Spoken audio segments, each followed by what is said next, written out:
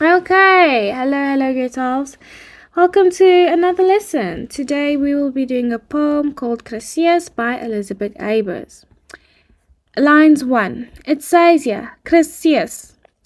Dis hier wat ons twee skei, jy haat en ek. Albei word afskeid so onvoorbereid. Die weg was leeflik waarlangs jy geleid. Maar, dis verby. Al staar jy terug, nou strek die paas langs klowe, afgrond en moeras. Voorheen in hulle vaart soos altyd, en nooit in staat tot enige besluit, en siek daarby is jy nou net 'n laas, okay? It's here that we two part, you heart and I, both so unprepared for the farewell. I'm translating. Lines 2. Both so unprepared for the farewell. The path you led was lovely, but now it is over. Even though you stare back, now stretches the path along ravines, precipice, and swamp. Impetuous and a coward as always, and never capable of making a decision, and sick as well. You're just a burden now. Imagine such harsh words being said towards someone. Okay, jy was die gas en gas hier by die fees, die seremoniemeester in die naar, jou dwaase raad kan net die hoof verwaar, waar elke trei die laaste trei mag wees. Kyk, dit word laat, die kermis is verby, kan jy dit nie begryp? Hier moet ons skei. Okay, you were the guest and the host at the feast, the master of ceremonies and the clown. Your foolish advice can only confuse the head, where every step may be the last. Look, it's getting late, the festival is over, can't you understand? Here we must part. So sad. Okay, imagine getting a breakup letter like this. This is not a breakup letter, by the way, but just imagine somebody insulting you using words like jy is 'n laas, 'n lafaard. Like, these are such harsh words. Okay, so this poem is called Krisis. So this is basically where the head wants to separate with the heart, because, the heart is full of emotion, empathy, and sympathizing. And usually, a lot of the times when we follow our heart, it leads us to like really, really dangerous paths. When they tell you, leave that ex of yours or leave that boyfriend or girlfriend of yours, and you just want to follow him or her. You follow in your heart, you're like, oh, but I feel like he or she could change. And then 2 days down the line, he does something weird. He or she does something weird. And you're like, yeah, I should have listened to my head and not my heart. Okay, so it's something like that with this poem over here. Okay, so let us look at the build-up of this poem. Right, we don't really need to look at the background of it. Let us look at the title, the titel. Let me get my... Okay, so it says here, die titel sê vir ons dat die spreuke 'n krisis beleef en dan dui die inhoud vir ons aan waaroor die krisis gaan. Okay, so the title basically tells us that the speaker is experiencing a crisis, and then the content tells us what the crisis is about. Okay, first bullet point. Okay, die spreker wil nie meer haar hart, wat deur emosies beheer word, volg nie, maar eerder haar hoof. Okay, and when we're referring to the head, the hoof, we're talking about the logic and the mind and all of that. Okay, so over here the speaker no longer wants to follow her heart. Okay, her heart over here, which is controlled by emotions. Okay, our heart, whenever we refer to our heart, we are referring to emotion and all that, and when we refer to our head or our kop, we're referring to logic, minds and reasoning and all that. Okay, cool. So it says here, daar is 'n stryd tussen die hart en die hoof. There is a struggle, a little battle, guys. Look at this. These two fighting over here. There's a little battle going on between the head and the heart. Okay, like they're fighting. They're like, no, I will take control. No, you will take control. You know? Cool. And it says here, sy beleef innerlike konflik. Okay? She's experiencing internal conflict. Okay.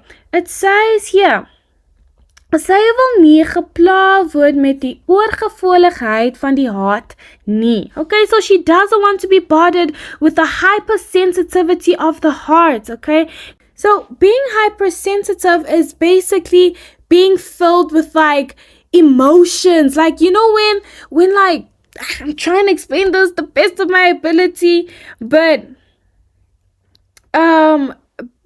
you know, you're full of empathy. Okay, you're full of empathy. You understand, guys. It's that thing that you feel inside when somebody says, my dog died, and you start crying while you were not the owner of the dog, okay? It's when you experience really intense or deep emotions, okay? Cool.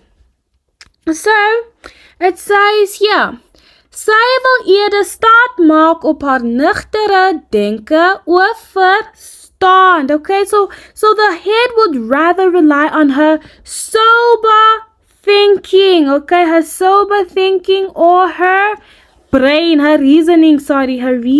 Okay, so it says here, haar verstaan het 'n besluit geneem, maar haar hart wil nie luister nie. Okay, and it says here, haar in brackets, haar kop wil skei, maar die hart sê iets ander. Okay, so her mind has made a decision. Her mind has said, no, I need to leave you. Okay, so her mind has taken a decision. Okay, 'n besluit geneem. Okay, but her heart will not listen. She's like, no, I still wanna control. You know, it's fun having me around. Okay, her heart wil nie luister nie. Okay, so her head wants a divorce. Like, hey, we need to separate. It's over. Our marriage is over now. Okay, but the heart is saying something else. Okay, it says here, dink aan 'n verhouding. Jy is lief vir iemand en moet dalk 'n baie moeilike besluit neem. In jou hart sê vir jou,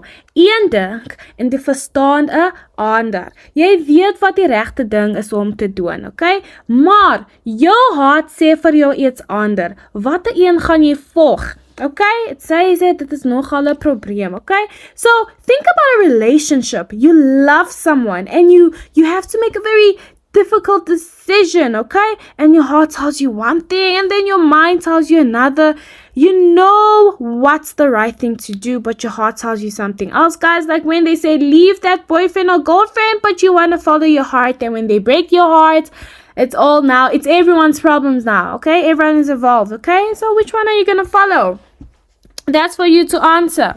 Okay, it says here, die titel bestaan net een woord wat die spanning verhoog. Okay, so the title only consists of one word. Okay, what is that one word? That one word is Krisis.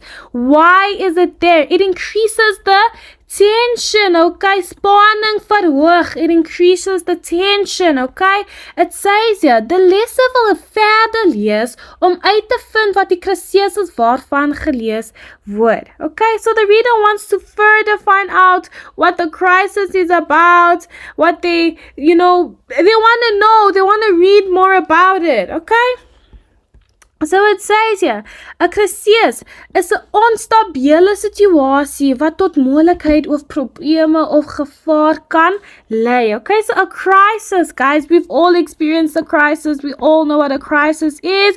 A crisis is an unstable situation that can lead to difficulty or problems or dangers or whatever. Okay, so let us look at this definition is important. These are possible exam questions. They might ask you, what is a crisis? Okay, let us look at the theme of the poem, die tema. It says here, besluite wat mens moet neem. Okay, decisions that people must take. And it says here conflict, innerlijke conflict, internal conflict tussen die hart, okay, between the heart, okay, whenever we refer to the heart, we associate with its emotion, and die hoof, okay, and the head, whenever we're referring to the head, we associate it with logic and reasonings, okay. So, I will not be reading these in brackets. We all know now that when we're referring to the head, we're associating it with reasons, okay, rede, logic, and reasonings and all of that, the mind, okay? And when we talk about the heart, we're referring to the emotions. I'm not going to read the ones in brackets. You understand the gist of it, okay? It says here, die hoof wil in beheer wees, okay? So the head wants to be in control. The head wants to dominate, okay? It says here, die hoof wil nie meer na die hart se raad luister nie en wil in die toekoms meer rasioneel optree, okay? So the head no longer wants to listen to the heart's advice. He wants to throw the heart's advice away, and he wants to be and act more rational in the future, okay? To act more rational is to think more logically, in a sense. In other words, okay? Let us look at the type of speaker we have. We have an ek-spreker, first person, or eerste persoon spreker, first person, okay? Either or, you could write it either or, same thing, okay? And why is it used, okay? What's the function of it, okay? Het says hier, maak die gedig realistisch of geloofwaardig of persoonlik. Okay, so it makes the poem like more realistic, believable, and personal. Okay, it's like, imagine if somebody tells you, if you hear about a story that somebody got into a car accident, you know, it's more personal and realistic when the actual person who experienced the accident tells you, okay, the first person, rather than hearing it from a third person. Okay, cool. Let us look at the aangesprokene, okay, the addressee, who is being addressed, okay, it is the heart. The heart is being addressed over here. Die hart word aangespreek, okay, the heart is being addressed. Cool. Now, let us look at the typography of the poem, the typography, the structure, or the build of the poem. So, this poem is an Italian sonnet, okay? Sonnet.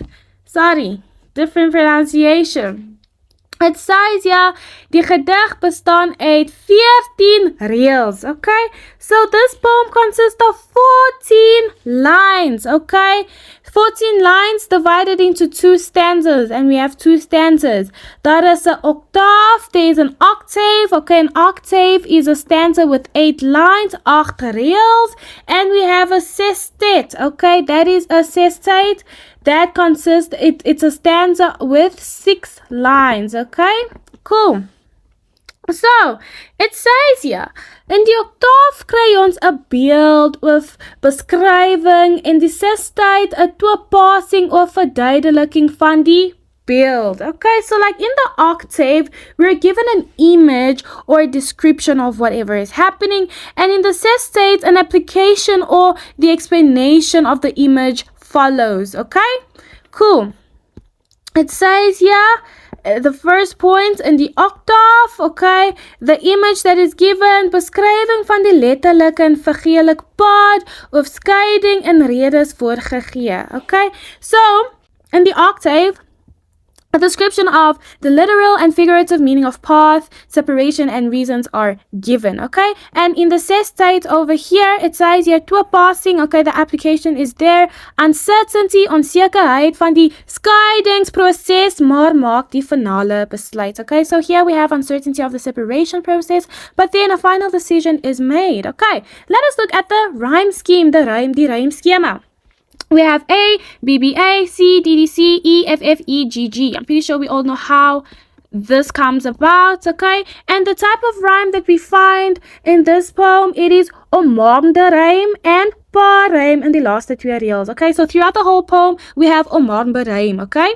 And then the last 2 lines, it is pa rhyme. Cool. And then the last two lines, we all know that the last two lines is a couplet, okay, laaste twee versdeels, and it contains paired rhyme, okay? Cool. In this poem, we do find enjambment, okay, enjambment. In the octave is that om die tempo vinniger te maak, okay? So, the enjambment found in the octave is to make the tempo a bit faster, okay? And it does substantiate the point that she's like she's in a hurry. She's in a hurry to carry out her decision to prevent further problems, okay? Sy is haastig om haar besluit deur te voer om verdere probleme te voorkom, okay? She's trying to, stay away from problems in the future, okay? So, in die ses tyd is die tempo stadiger. Okay, so in the ses tyd, the tempo is a bit slower. Why? Because daar is twyfel oor die besluit. Okay, so like there are doubts about the decision. Okay? Cool. And then let us look at the mood of the poem, the mood and the tone. Okay, vir twyfel, okay, in brackets it says ja van hoopig. Vervaard, donker en somber. Okay, doubtful. Vir twyfel, desperate. Okay, confused, dark. Somber is sad. Okay, something that's sad and all that. Okay? So that is the mood of the poem, the mood/theme, okay? And all of this is happening in 3 tenses. It's tydverloop, okay? The time lapse. It's happening in the present, the past, and the future, okay? All of this, everything, the past, the present, and the future are depicted in this poem. Now, let us look at the boodskap, okay? The message of the poem. It says here, dit is 'n universele waarheid dat 'n mens soms besluite met jou hart of soms met jou verstaan neem en soms met albei. Daar moet 'n balans wees, okay? Daar is tye waar 'n mens eerder na rede as na jou hart moet luister as jy 'n verkeerde besluit moet neem, okay? Al wil jy eerder na jou hart luister. Die hart tree soms net te emosioneel op.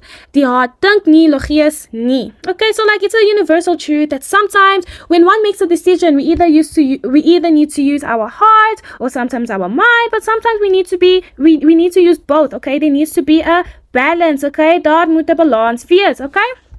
And there are times when one should listen to their reasoning rather than your heart, okay?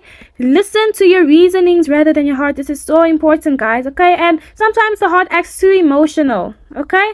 Emotionally, I would say. It acts emotionally and it doesn't think logically. Okay?